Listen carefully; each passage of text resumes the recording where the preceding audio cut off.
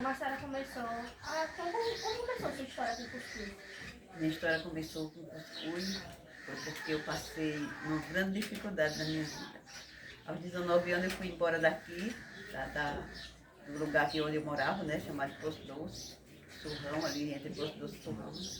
Aí fui embora para Recife. E lá eu não conhecia ninguém, fui aparecendo os filhos, e o pai não quis dar de comer. E foi aí quando eu lembrei do cuscuz que a avó fazia, e eu fui fazer esse cuscuz para o meu filho vender nas portas das obras para poder dar de comer aos menores. E foi aí que começou. E depois eu vim embora para cá, a história ficou lá.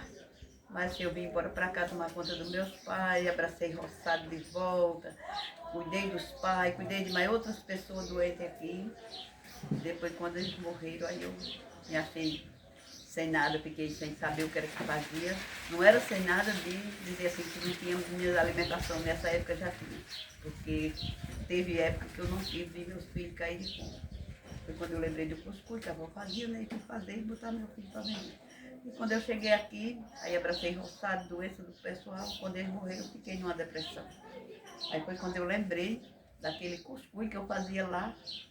E eu fui para o Clube dos Idosos, e lá no Clube dos Idosos eu conheci a CG, né, que é o Sebrae, e foi aonde eu cheguei lá caída, sem saber o que fazia, não tinha mais plano para nada, para fazer nada nessa vida, só ficava andando aqui dentro de casa sem fazer as coisas, não comia, não me alimentava, não era porque faltava, porque nessa época eu já era aposentada. Quando eu não tinha nada, eu levantava, caía, levantava, sabia fazer as coisas. Depois eu caí mesmo de uma vez. Foi quando eu conheci o Clube dos Idosos, aí disseram que tinha um curso do Senai. A gente foi fazer esse curso, que era corte e costura. Quando chegamos lá não era o curso Senai, era o Sebrae. Aí a minha vizinha não quis ficar, e veio embora.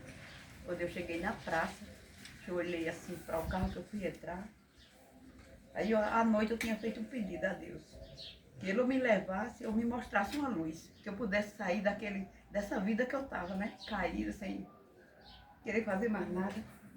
Então, nesse momento, quando ela disse que não queria fazer nada, que não ia ficar, eu vim até a praça. Quando eu cheguei na praça, que eu peguei o carro dela para entrar, o que eu senti aqui, que eu tinha pedido à noite a Deus, eu senti lá. Eu voltei correndo para dentro do centro de capacitação. E quando eu cheguei lá, eles perguntaram a mim o porquê eu tinha voltado. Então, a única palavra que eu dei foi só que eu queria ver alguma coisa que eu pudesse fazer ali no Ismael. Aí não, quando eu me acordei, assim, eu tomei, eu já estava numa mesa com o pessoal, e eles perguntaram o que era que eu queria, porque eu estava ali, porque o que era que eu queria ali. Aí eu falei para eles que eu queria ver alguma coisa que eu pudesse fazer. Então foi nesse momento que eles abriram um notebook e começaram a me mostrar. E ali eu fui vendo aquelas páginas todinhas, aquilo tudo que eu estava vendo. O pessoal estava lá no salão, ali do centro de capacitação, vendo tudo ali. E eles me botaram para outro cantinho e começaram a me mostrar. E ali foi quando eu cheguei num café da varanda que eu me cantei. Me cantei pelo café da varanda e comecei a dizer que eu queria aquilo. Então eles aceitaram, marcaram o dia de vir aqui e vieram. Quando chegaram aqui, perguntaram onde eu queria fazer. Eu disse que era lá naquele terracinho lá da sala, no de dentro de casa. Aí eles falaram assim, eu posso olhar a sua casa? Eu disse, pode. Então quando eles olharam minha casa, chegaram aqui, isso aqui era um chiqueiro de galinha bem grande, pé de coco, área de serviço ali. E ali foi aonde eles aceitaram, disse, o cantinho é esse aqui. Aí eu fiz um ranchinho bem pequenininho, que pode olhar no Instagram que você vê, eu tenho um ranchinho bem pequenininho. E quando o pessoal batia, virava, batia naquelas prateleirinhas. E daí foi aumentando. E deixa eu dizer outras coisas, que essas coisas aqui, tudo eu já tinha. Eu cheguei aqui em 91, eu vim de Recife pra cá. E quando eu cheguei aqui, eu ia pro roçado nessa pista aqui, e eu encontrava essas peças que tinham sido da minha família. Minha família ia morrendo, e aquelas que tomavam conta, quando o caixão saía, no outro dia eu começava a botar em cima de uma carroça e jogar nessa beira de pista. E eu ia pro roçado, trazia mais meu irmão. E deixava no pé de parede. Deixava lá no pé de parede. Então quando eles chegaram aqui, eles perguntaram a mim, para que você quer isso aqui? Aí eu falei, porque isso aqui foi da minha avó, da minha tia, das minhas famílias. e eu vou pro roçado e eu vou trazendo, vou juntando aqui. Aí eles falaram, sabe, você está com uma cultura dentro de casa, que daqui mais uns anos ninguém vai ter essa cultura para mostrar a ninguém. Então, aí foi onde eu me aspirei. Se eu já estava gostando daquilo ali que eu ia fazer, aí foi que eu ainda dei mais valor. E hoje está acontecendo isso. Quantos alunos eu já recebi aqui, de Caruaru, de Recife, de Maceió, de vários cantos, Natal, mas muitos lugares, muitos lugares. Tudo chega aqui por causa de quê? Porque você chega aqui, até eu fico assim, meu Deus, o que é que eu tenho aqui para mostrar a esse povo?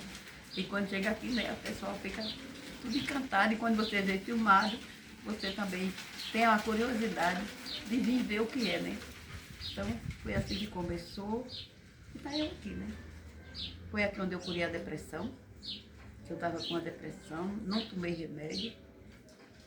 Meus remédios são cada um que chega aqui, eu contar a minha história, e cada vez me fortalecer, e fortaleço até alguém que está caído lá embaixo, que já aconteceu. De chegar criança rebelde aqui, e os pais trazidos de Maceió, de Recife, do Rio Grande do Norte, e chegar aqui jogando prato. Botar comida eu não quero. E daqui a pouco eu começo a contar a eles. Meus filhos não tinham comida para comer, meus filhos caíram de fome. E eu queria ter um caldo de feijão para dar, pelo menos um carocinho de farinha ali para botar e não tinha. E foi com o destino de fazer alguma coisa que eu vivi. Porque tantos que se entregam e não veem. Né? E tá eu aqui. Dona Lia, tem algum objeto aqui no seu memorial que seja o mais importante para a senhora? Se tiver assim, por quê? O mais importante, o objeto mais importante. O meu moinho. Meu moinho, minha cuscuzeira, né? Que é ali onde eu faço onde eu moo o milho, faço o angu. E a cuscuzeira onde eu faço o cuscuz, né? Foi criada a história. E o amor, né, que tem de fazer, né? Porque se não tiver o amor por nada que você faz, você está perdido. Dona Lia, a gente percebe que a senhora guarda vários outros objetos históricos no seu memorial. Qual é a importância deles para a senhora? Para mim, todos são importantes. Eu não sou apegada, mas aquilo que foi jogado fora, porque ninguém deu valor. Mas eu soube dar valor, porque hoje eu tenho para mostrar a vocês. E, Dona Lia, a senhora pode deixar uma mensagem para nós e outros estudantes que vão ouvir nossa conversa? Posso. E que vocês continuem estudando, vá à frente. Eu não estudei nada, mas eu dou o maior valor a quem estuda. A meu diploma foi um cabo da enxada, uma foice, uma chibanca para arrancar toco, cultivador para cultivar.